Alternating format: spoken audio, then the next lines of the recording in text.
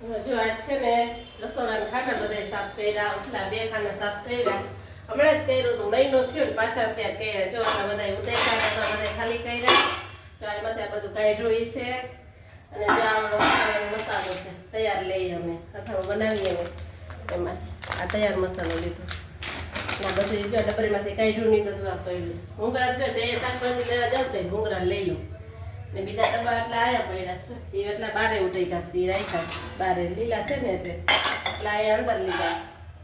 હવે અહીંયા છે ને સાફ કરી અને આ ગોઠવી દઉં પાછા બધા ડબ્બામાં ભરીને. આ છાપા ધોયા છે ને ઉકાઈ જાય ને એટલે રાખી દઉં પટાશે. મસાલીઓ ભરી લઉં. હજી તો રસોઈ કરવાની બાકી છે. પેલા વાસણ અહીંથી ચડાવી લઉં તો રસોઈ થાય ને. ભરી લઉં. અંદર તો લીલા છે બધા આમ કરી